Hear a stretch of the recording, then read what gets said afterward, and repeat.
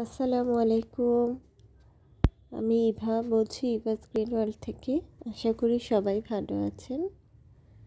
দেখতে পাচ্ছেন খুব সুন্দর কালারফুল একটি সাকুল্যান্ট। এটা হচ্ছে ফ্ল্যাপজ্যাক সাকুল্যান্ট। এটার কাটিং থেকে কিভাবে আমি চারা করি সেটা দেখিয়ে দিচ্ছি। প্রথমে যে বড় হেড আছে এটা কাটিং করে নিলাম। তো কালারটা শীতের জন্য এত সুন্দর হয়েছে। শীতের দিন রোদ পেলে সব সাকুল্যান্টই সুন্দর রং আসে। এখানে আমি মিডিয়া নিয়ে নিয়েছি ছোট্ট একটা টবে, আগে রেডি করে রেখেছি। এখানে হচ্ছে আপনি মিডিয়া তৈরি করতে পারেন লাল বালি আর জৈব সার মিক্স করে, ইটের গুঁড়ো মিক্স করে খুব সহজে একটা মিডিয়া তৈরি করতে পারেন সাকুল্যান্টের জন্য। তো সাকুল্যান্টে এটা দেখেন ছোট ছোট রুট এটাতে চলে আসছে। ফ্ল্যাপজ্যাকের গোড়াতে এমনিতেই ছোট রুটের মতো এসে থাকে। তো আমি এখন বসিয়ে দিলাম এটা।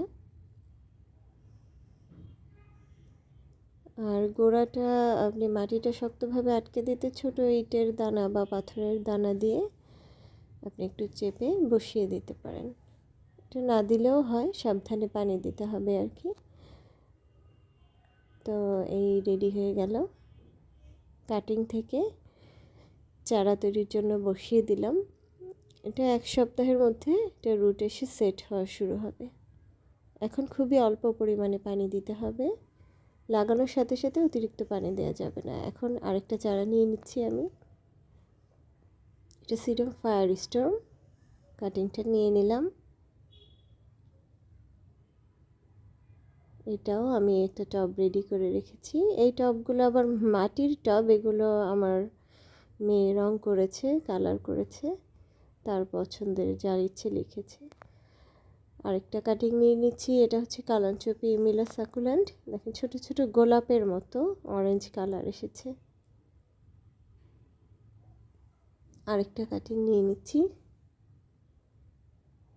তো দেখেন মনে হয় যে একদম ছোট দুইটা গোলাপের মতো। এটা হচ্ছে কালাঞ্চপি মিলা। তো এই টবটা রেডি করে রেখেছি মিডিয়া দিয়ে। এখন বসিয়ে দেব।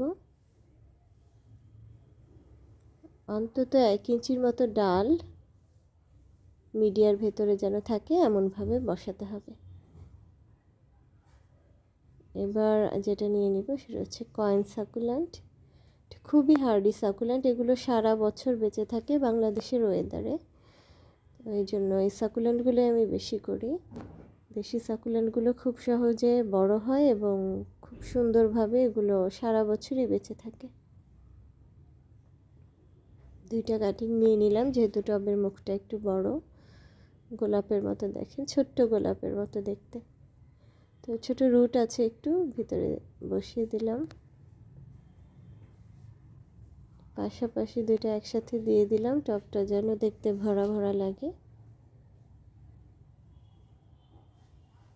তাই তো ফাইনালি রেডি হয়ে গেল গাছগুলো।